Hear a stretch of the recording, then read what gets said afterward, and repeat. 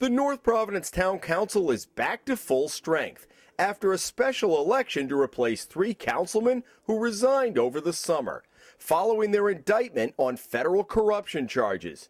The new members include Dino Audiello and Kristen Catanzaro. The third is Alice Brady, who's lived in town for more than 3 decades and has worked for the North Providence School Department since 1995. This year, Brady is assigned to the Birchwood Middle School as a guidance counselor. Brady also has a son who works for the North Providence Police Department and another son who's a member of the North Providence Fire Department.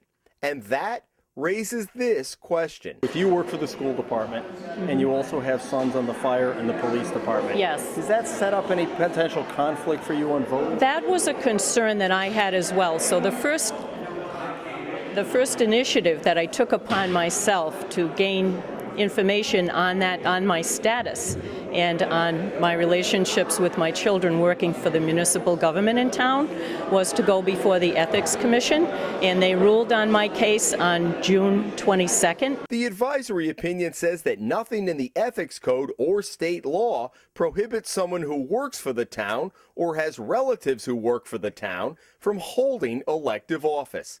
But it cautions Brady needs to be careful when discussing or voting on any specifics that would affect her or her family. In Brady's case, that means 3/4 of the entire town budget.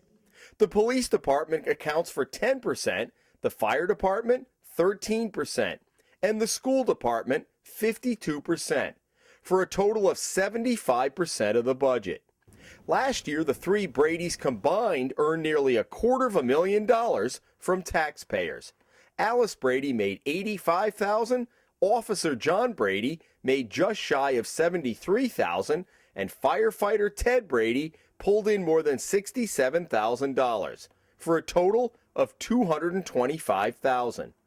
Alice Brady has already won 3 special elections over the past several months to succeed one of the indicted councilmen. But she has to win again November 2nd to gain a full 4-year term. But fire, police, and school, is that fair to your constituents to say, look, I'm hamstrung in all 3 areas from talking specifics? When you're up there, isn't the inclination to want to, you're on the council, to want to discuss that and make policy? Isn't that part of being a councilwoman? The inclination is to do what's best for my constituents.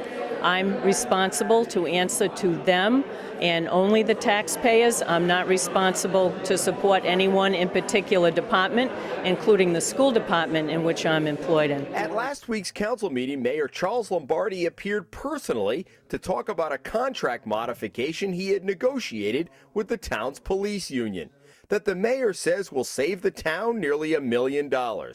And Lombardi was asking for the council's approval of the agreement.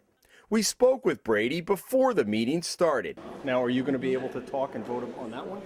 It won't affect, as long as it doesn't affect my son, and it may impact the police department. But it would affect your son, would it not? Would it not affect my son? Right. The item that's on, just as an example tonight, the items that are on, wouldn't that affect your son because it's a contract situation?